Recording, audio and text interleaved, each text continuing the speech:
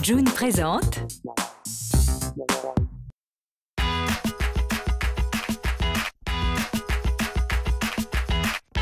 You and I buy star maps and drive my car around Los Angeles.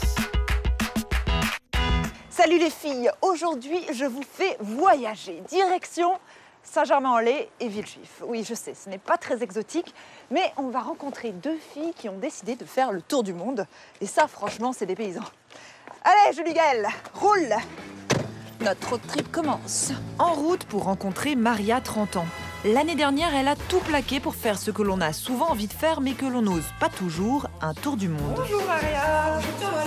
Depuis son retour, Maria squatte chez ses parents, le temps de se réadapter et de faire le point sur cette année passée à barouder à travers la planète. Alors, en fait, je suis partie pendant 4 mois avec ma meilleure amie en Asie du Sud-Est. Donc, on a fait l'Inde, la Birmanie, la Thaïlande, le Laos, le Cambodge. On s'est séparés à ce moment-là. Je suis partie en Nouvelle-Zélande. Là, toute seule alors? Toute seule, effectivement. Toute seule pendant 5 mois. Donc, Nouvelle-Zélande. L'île de Pâques, qui malheureusement ne figure pas sur cette carte, mais l'île de Pâques qui se trouve à 4000 mètres donc de distance du continent latino-américain.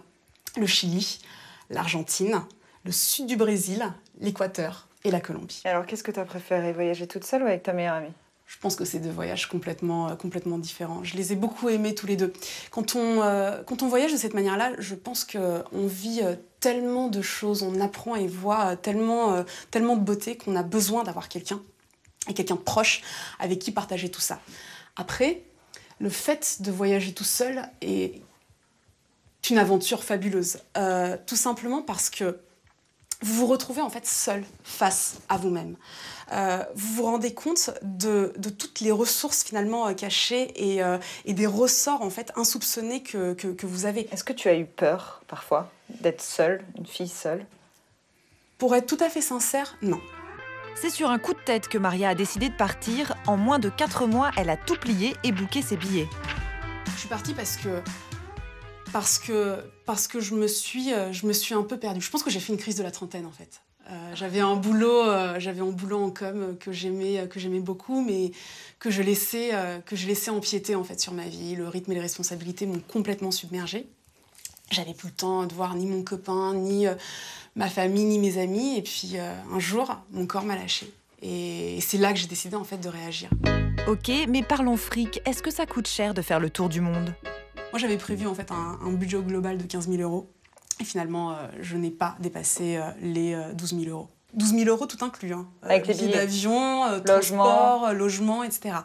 Pour les pays qui finalement m'ont coûté très cher, comme par exemple le Brésil, qui est ostentatoire, excessivement coûteux, eh bien, j'ai rendu des services, j'ai travaillé, tout simplement. Donc, j'ai donné des cours de langue, voilà, j'ai donné j'ai gardé des enfants, j'ai même travaillé en fait dans une réserve animalière. Donc, voilà, on se débrouille.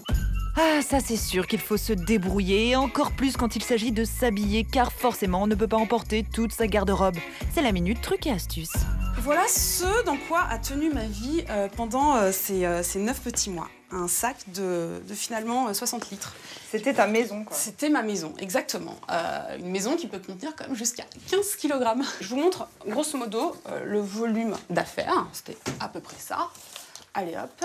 Le petit truc bien utile, la serviette qui sèche rapidement, en moins de 5 minutes. Ça, c'est top. Plutôt qu'une serviette normale, en fait. Plutôt qu'une serviette normale. Et alors ça, c'était ma serviette de bain. Et ce que j'utilisais pour la plage, c'était finalement un paréo. Léger, ça sèche ultra rapidement, c'est parfait. Je n'ai pas emporté avec moi un sac de couchage. Je me suis longtemps posé la question si ça valait la peine ou pas. Mais finalement, on se rend compte qu'on vit à une époque où tout est accessible partout.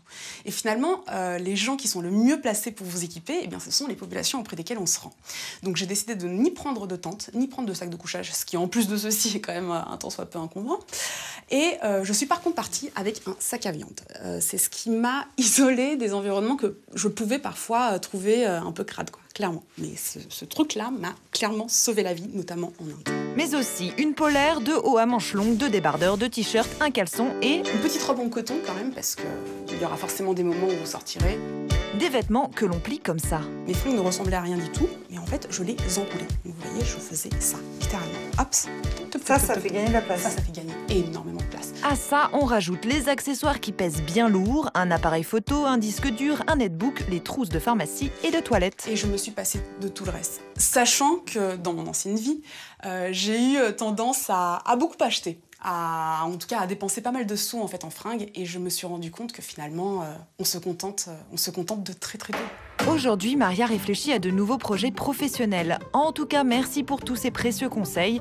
Et nous, on se donne rendez-vous dans un prochain épisode pour découvrir notre deuxième aventurière, Marion. Papa.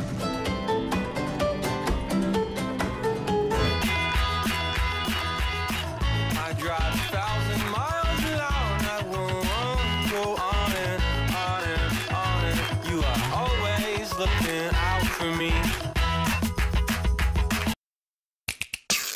Retrouvez ce programme sur June.